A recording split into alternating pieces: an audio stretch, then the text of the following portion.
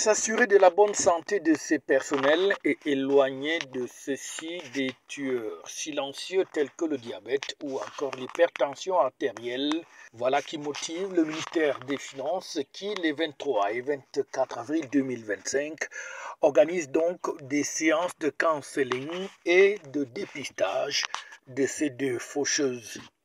Le personnel est donc appelé à se rendre aussi bien à la Direction générale des douanes, au quartier Bastos ou encore à la Direction générale des impôts pour essayer de recevoir des conseils, mais aussi de pouvoir subir des examens pour la détection de ces maladies. Le diabète, d'abord, c'est une maladie chronique qui se caractérise par un taux élevé de la glycémie en permanence. On va insister sur le terme permanence parce que des fois, quelqu'un peut avoir une glycémie élevée juste ponctuellement. On ne peut pas dire qu'il est diabétique. Mais il faut qu'il y ait une permanence des glycémies élevées. Donc, on fait ce dépistage, c'est important. Pourquoi? Parce que des fois, le diabète peut être une maladie silencieuse qui... Le patient peut venir à l'hôpital des fois quand il a déjà les complications. Donc, ce sont les complications qui l'amènent à l'hôpital.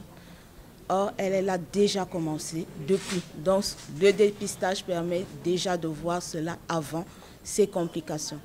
Donc, lorsqu'on prend une glycémie et qu'elle est élevée, donc supérieure à 1,26 g par litre, on va demander au patient de revenir vers nous à l'hôpital peut-être plusieurs fois et essayer de faire d'autres examens pour voir s'il est diabétique ou pas. Des équipes médicales chevronnées ont donc ainsi été déployées sur ces deux endroits. Question de permettre au personnel du ministère des Finances de pouvoir assurer leur état de santé à travers la détection de ces deux maladies qui, comme on le sait, sont des véritables fauteurs de troubles dans la santé des populations au Cameroun. Une initiative plutôt saluée des deux mains. Quand on prend de l'âge, il est normal qu'on essaie de connaître son statut, que ce soit au niveau du diabète, au niveau de l'hypertension. C'est ce qui m'a motivé et cette initiative est très appréciable.